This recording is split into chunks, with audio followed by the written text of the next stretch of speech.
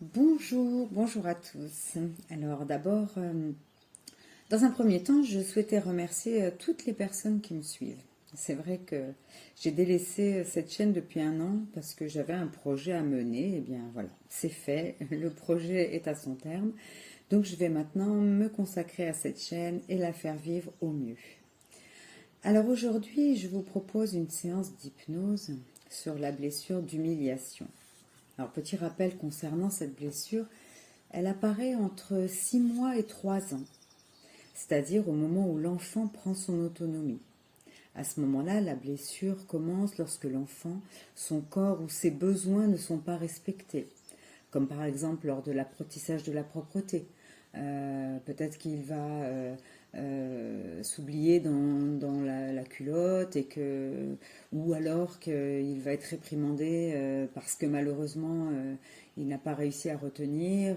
Voilà, donc cette blessure commence à ce moment-là. Alors adulte, l'humilié, il a un corps plutôt gros et qui n'arrive pas à maigrir. Il présente un comportement extrême face à la nourriture, mais également face au sexe ou à la relation aux autres. Il a le sentiment de ne pas être respecté. Il cherche à être accepté tel qu'il est, et parfois même il s'oublie et il se sacrifie souvent pour les autres. C'est quelqu'un de très empathique, de serviable, d'engagé pour de grandes causes. Alors si vous vous reconnaissez dans ce profil, je voudrais dire tant mieux. C'est que vous êtes au bon endroit et au bon moment, car tout est réversible. Alors je vous conseille d'écouter cette séance pendant 21 jours, tous les jours, afin d'optimiser son résultat. Je vous propose donc maintenant de vous installer confortablement, que la tête soit reposée sur un appui. Vous pouvez être allongé ou assis, peu importe. Couvrez-vous, car on a souvent froid lors d'une séance d'hypnose, la température du corps descend. Et bien maintenant que vous êtes installé, vous allez pouvoir tranquillement fermer les yeux et prendre 3 grandes respirations. Vous inspirez à fond, vous bloquez quelques secondes en haut et vous soufflez par la bouche en relâchant les tensions du corps. Une deuxième fois, on inspire à fond. On bloque quelques secondes.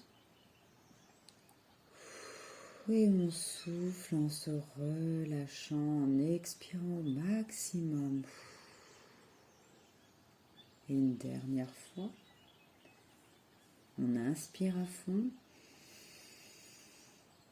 On bloque quelques secondes. Et on souffle en vidant bien les poumons et en relâchant son corps.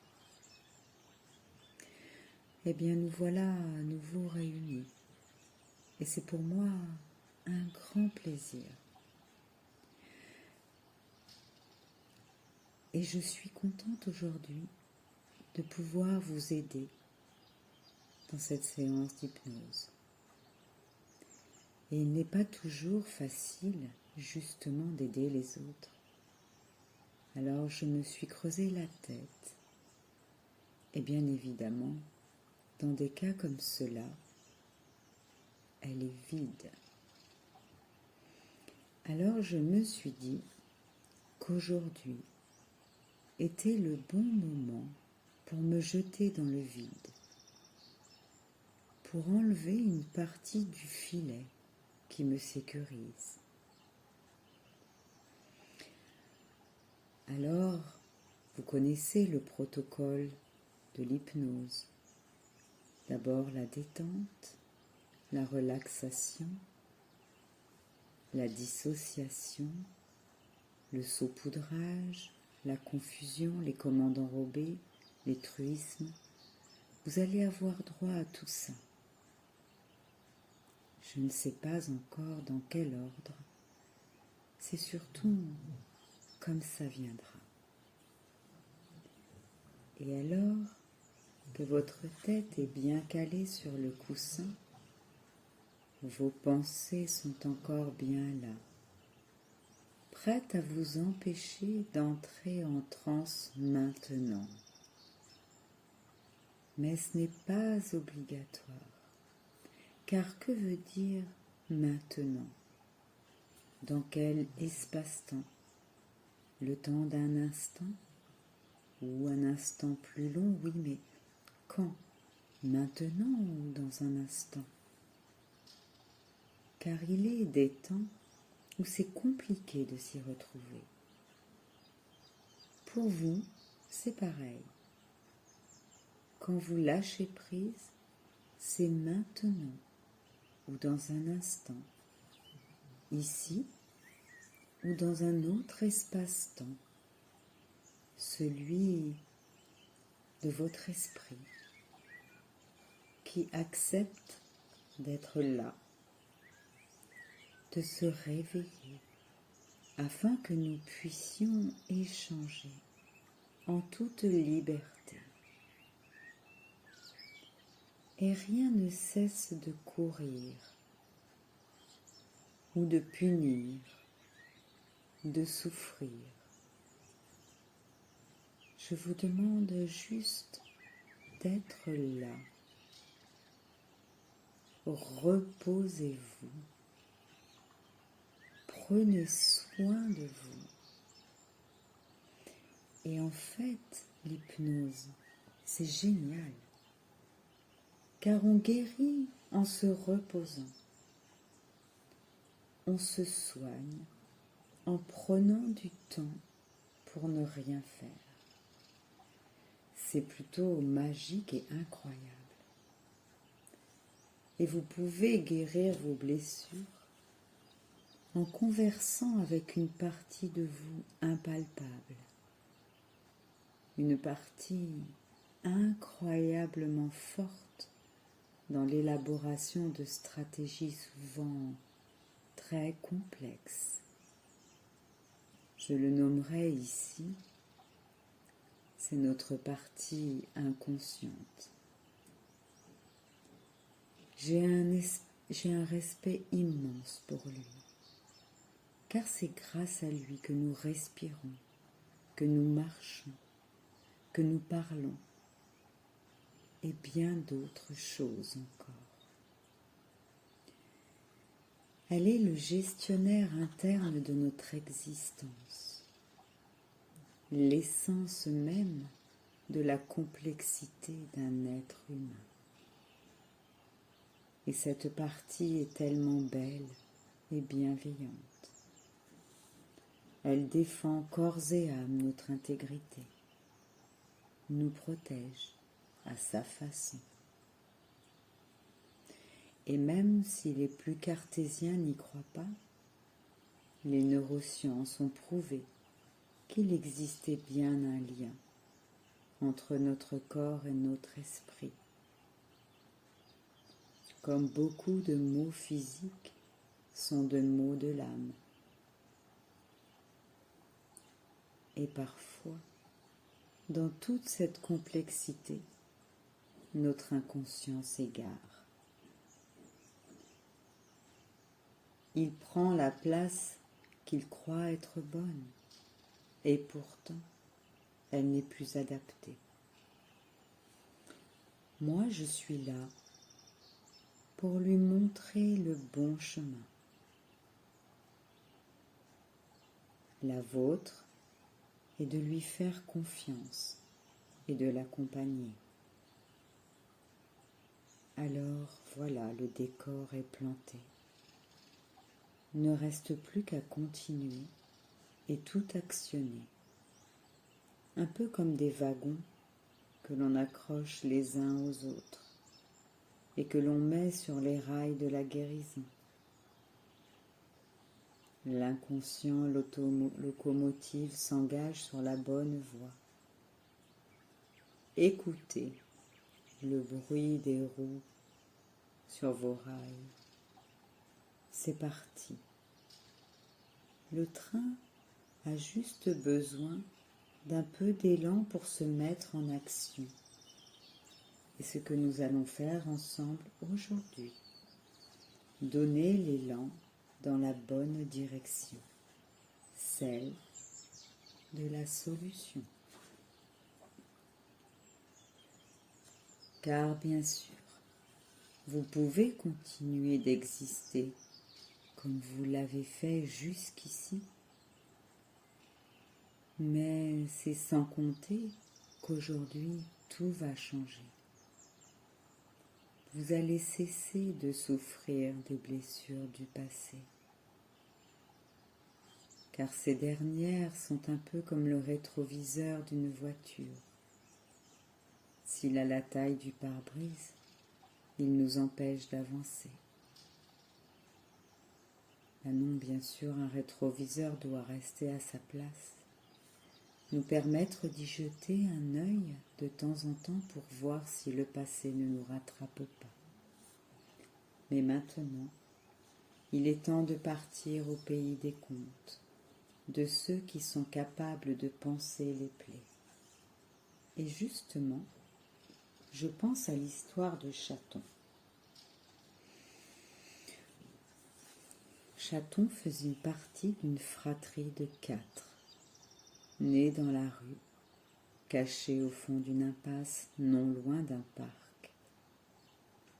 Ils n'ont pas encore un mois.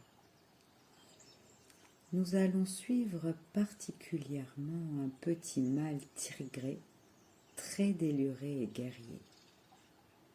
Nous lui donnerons le nom de Basile. Oh, il n'était pas malheureux, loin de là. Leur maman était toujours là. Elle partait parfois pour se nourrir, mais revenait pour les chérir. Les jeux et les siestes occupaient une grande partie de leur vie. Il y avait 2 mâles et 2 femelles, tous différents de caractère, certains plus timides que d'autres, certains plus joueurs ou plus calmes. Quoi qu'il en soit, une petite famille finalement bien heureuse, sans souci particulier. Pourtant, parfois la maman semblait fatiguée. Elle n'en était pas à sa première portée, et elle a toujours été là pour ses bébés. Elle arrive à soigner les blessures, réconforter, nourrir, jouer, éduquer. On imagine qu'elle a dû passer par des moments difficiles. Et là, un de ses chatons, Basile, lui donnait un peu de fil à retordre. Il était très turbulent, prêt à toutes les bêtises qu'il faisait souvent. Pourtant, sa mère était toujours indulgente. Elle voulait qu'il apprenne la vie afin qu'un jour prochain il puisse voler de ses propres ailes. Mais ils étaient encore un peu jeunes. Et pourtant, Basile se sentait déjà aguerri, capable d'affronter le monde. Il n'avait pas peur des blessures d'enfant comme ses frères et sœurs. Et cela va changer son destin. Une matinée de printemps, la maman décide d'emmener sa petite famille à la découverte d'un jardin public juste à côté. Notre petit Basile était fou de joie à cette idée. L'herbe était verte, ça lui chatouillait sous les pattes. Il sentait la bonne odeur des fleurs. Quel paradis! Une immense joie emplit son cœur et le voilà parti à gambader et courir après les papillons. Puis sa mère disparut, attrapée par des hommes qui la mirent dans une cage. Les 3 frères et sœurs se mirent à courir derrière elle et eurent la même punition. Notre Basile, lui, n'a rien vu, trop occupé à s'amuser et gambader, jusqu'au moment où il s'aperçut qu'il était seul, et commence alors une recherche effrénée pour les retrouver.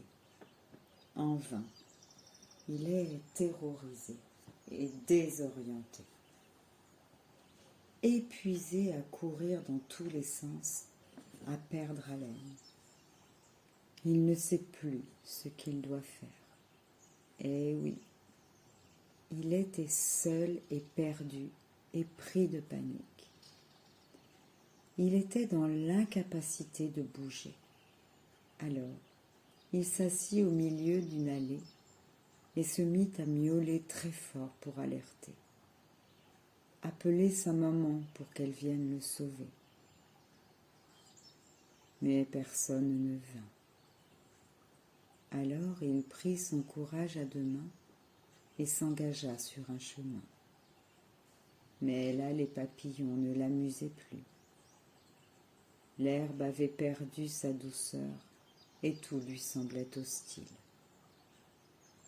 Il continue, malgré toutes ses craintes, en miaulant toujours, dans l'espoir d'un sauvetage, qui arriva d'ailleurs, mais pas d'où il pensait. C'est une jeune femme qui, alertée par ses cris, l'a trouvé. Il était terrorisé. Des humains, il n'en avait encore jamais côtoyé. Mais la voix de celle-ci était si douce, son regard si compatissant et sa main si bienveillante qu'il se laissa faire. Et la jeune femme le ramena dans son appartement. Il faisait chaud ici. Il se sentait protégé, lové au creux de ses bras. Il était encore un peu apeuré, mais il sentait que cette humaine ne lui ferait pas de mal, et il ne s'était pas trompé. Elle lui aménagea une couverture de fortune pour la nuit, lui fit boire un peu de lait pour remplir son petit ventre creusé. Que cette couverture était agréable. Cette femme prend soin de lui. Le ton de sa voix le rassure. Il était comme un petit enfant à l'intérieur d'un nid douillet. Et c'est sur cette douce impression que ses yeux se sont fermés. Et au matin, le voyait réveillé par la douce sensation d'une caresse. C'est bon de se faire réveiller ainsi, pensait-il. Mais ce n'est pas ma vie. Il est bien, mais il aimerait retrouver sa mère et ses frères et ses sœurs. Il ne sait pas que sa famille n'est plus là. Alors il essaye d'échapper afin de les retrouver. Mais il n'y a pas d'issue. Il n'y a pas d'autre choix que de rester là. Et puis finalement les jours passent et petit à petit il oublie. Il retrouve le bonheur de passer du temps avec sa nouvelle maman, celle à deux pattes, qui joue de temps en temps et surtout qui lui donne tant. Les mois passent paisiblement et il profite de sa nouvelle vie goulûment. Ce mode de fonctionnement lui convenait. Sa vie d'avant est maintenant erronée. Puis un magnifique jour de printemps, sa maîtresse décida, pour lui faire plaisir, de l'emmener au jardin public.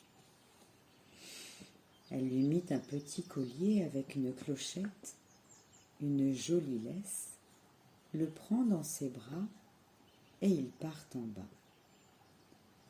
Basile ne comprend pas ce qui se passe, mais fait confiance à cette femme qui a toujours été bienveillante. Mais lorsqu'il s'aperçoit qu'elle vient de pénétrer dans le jardin, notre chat est pris de panique. Il sort toutes ses griffes et refuse catégoriquement de quitter les bras de sa nouvelle maman. Il est de nouveau terrorisé à l'idée de revivre ce qui s'est passé. Elle a compris ce qu'il a ressenti. Alors, avec beaucoup de patience, elle s'installe sur un banc, Basile accroché à ses gants. Mais elle ne bouge pas et attend. Elle le caresse délicatement et lui dit doucement « Je comprends ce que tu ressens. Ça doit être pour toi très inquiétant. Mais aujourd'hui, tout a changé. Je suis là. Je veille sur toi. Je t'aime. Je ne t'abandonnerai jamais. » Puis elle décide de rentrer. Cette épreuve avait été pour lui très difficile à supporter. Le lendemain, ils firent le même chemin. Elle resta encore assise sur le banc à rassurer notre petit chat innocent. Chaque jour, elle recommença le même cinéma. Et petit à petit, il commença à se détendre. Le jour suivant, il regarda les papillons. Son stress diminuait et il le sentait. Il se rendait compte que finalement, ce jardin aujourd'hui n'avait plus rien d'effrayant. Et que maintenant qu'il a une maîtresse pour la vie, il n'a plus de raison d'avoir peur. C'était juste ce mauvais souvenir qui aujourd'hui l'empêchait de profiter de sa nouvelle vie. Alors, il décida de sauter du banc. Sa maîtresse était là à veiller que tout se passe bien.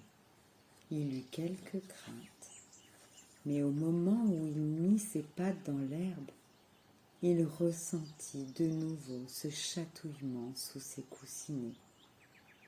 Et cela lui procura beaucoup de bonheur.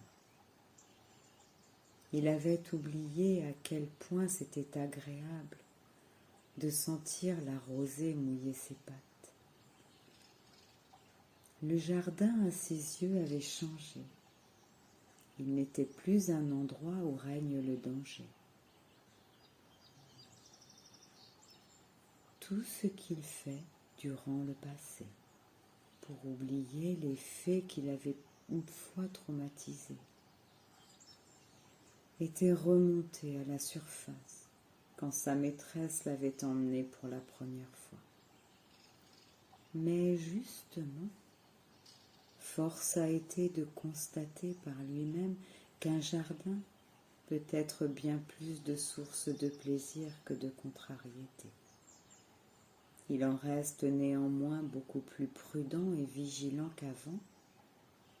Les expériences passées lui ont servi à s'améliorer et aujourd'hui, elles font partie de sa vie et l'ont aidé à être ce qu'il est. Mais elles ne sont plus un frein, mais une force. Cette histoire vous donne des pistes. Peut-être pourriez-vous les suivre.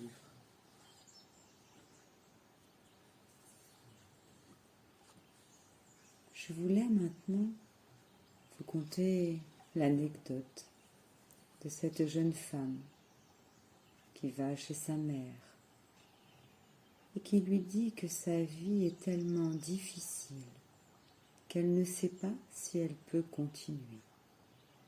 Elle veut abandonner car elle est fatiguée de se battre tout le temps. Il semble qu'aussitôt qu'un problème est réglé, un autre apparaît. Sa mère l'emmène dans la cuisine. Elle remplit 3 casseroles d'eau et les place chacune sur la cuisinière à feu élevé. Bientôt, l'eau commence à bouillir. Dans la première casserole, elle place des carottes. Dans la deuxième, elle met des œufs. Et dans la troisième, elle met des grains de café moulu. Elle les laisse bouillir sur le feu sans dire un mot. Après 20 minutes, elle retourne à la cuisinière. Elle sort les carottes et les place dans un bol. Elle sort les œufs et les place dans un autre bol. Puis elle verse le café dans une carafe. Et se tournant vers sa fille, elle dit « Dis-moi ce que tu vois. » « Des carottes, des œufs et du café, répond sa fille. La femme l'emmène plus près et lui demanda de toucher les carottes. La fille les touche et note qu'elles sont molles et souples. La mère lui demande alors de prendre un œuf et de le briser. La fille enlève la coquille d'un œuf et observe qu'il est cuit dur. Finalement, la mère lui demande de goûter au café. La fille sourit quand elle goûte son arôme riche. Alors elle demande « Mais qu'est-ce que ça veut dire, maman ?» Sa mère lui explique que chaque objet a fait face à la même eau bouillante, mais que chacun a réagi différemment. La carotte y étant très forte, dure et solide, mais après être passée dans l'eau bouillante, elle a ramolli et est devenue faible. L'œuf était fragile avec l'intérieur fluide, mais après être passé dans l'eau bouillante, son intérieur est devenu dur. Les grains de café moulu ont réagi de façon unique. Après avoir été dans l'eau bouillante, ils ont changé l'eau. Alors, lequel es-tu ? Demande la mère à sa fille.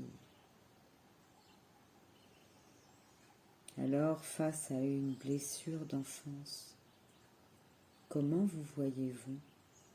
Carotte, œuf ou grain de café ?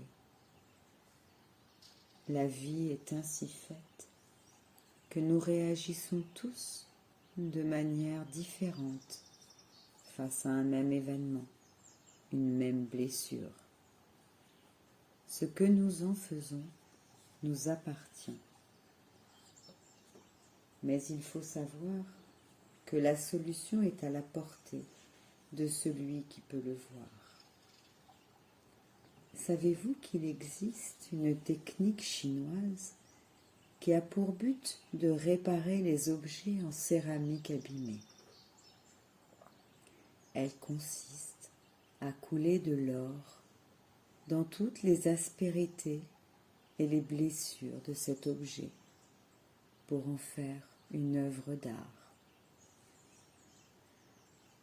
Elle symbolise que l'on peut renaître de ces blessures avec encore plus de valeur.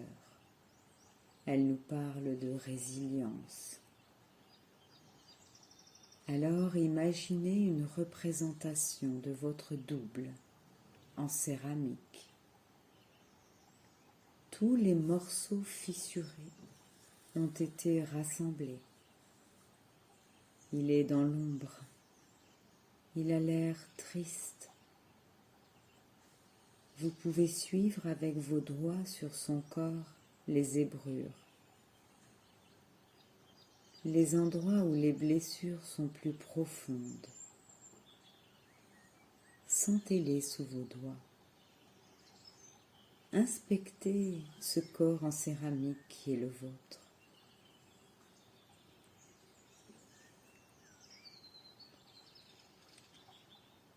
Vous avez à votre disposition un grand bol rempli de joints d'or et un pinceau pour vous permettre de le couler dans les blessures. En fait, ce joint d'or est un joint d'amour que vous mettez en vous-même. Vous l'appliquez au fur et à mesure. Cette application d'amour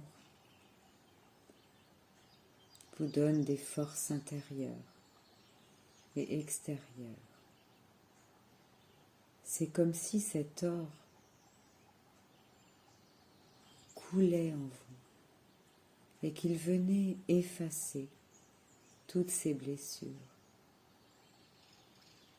et que ces micro-particules d'amour s'infusent partout, dans la moindre de vos cellules, dans des endroits secrets, bien cachés, dont vous n'imaginez même pas l'existence. Allez-y, prenez le pinceau et le bol et remplissez toutes les fissures, blessures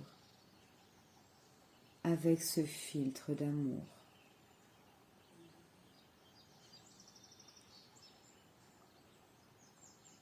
Et au fur et à mesure que vos blessures d'extérieur sont comblées d'or amour, une lumière dorée naît à l'intérieur de vous.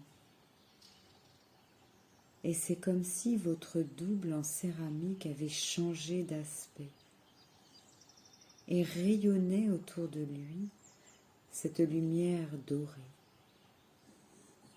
Et vous pouvez même peut-être observer un sourire sur son visage ou une larme de gratitude au coin de son œil.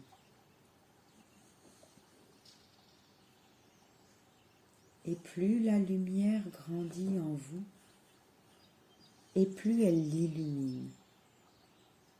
Et vous pouvez ressentir en le voyant un sentiment de réconfort, de sécurité, de liberté, d'acceptation, de respect et d'amour. Et lorsque tout à l'heure, vous ouvrirez les yeux, ce ressenti aura encore grandi et vous découvrirez que toutes les capacités de guérison sont en vous. Maintenant, vivre avec les blessures du passé, c'est terminé. Tout a été cicatrisé par l'élixir d'amour. Tout ce passé blessé vient de se transformer en force pour l'avenir. Vous pouvez regarder vos cicatrices comme autant de petits fils dorés qui réfléchissent la lumière de votre âme. Imaginez-vous dans quelques heures, quelques jours, quelques semaines. Vous avez mis fin aux croyances limitantes qui vous maintenaient prisonnière des schémas de répétition de ces blessures.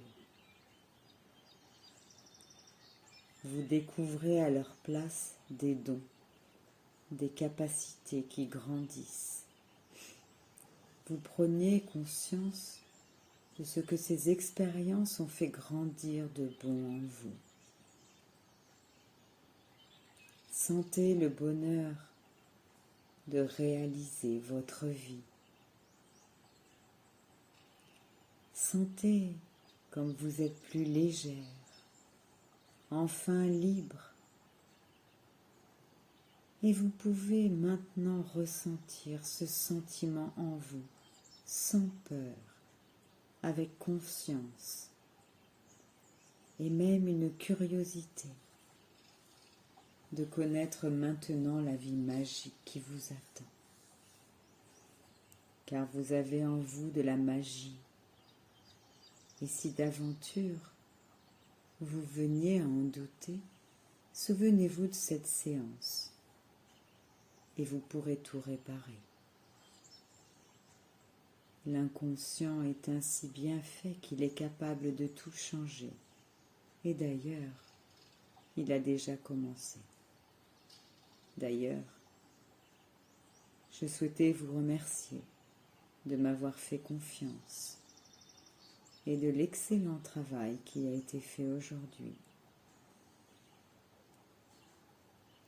Tu as toute ma gratitude, mon cher inconscient.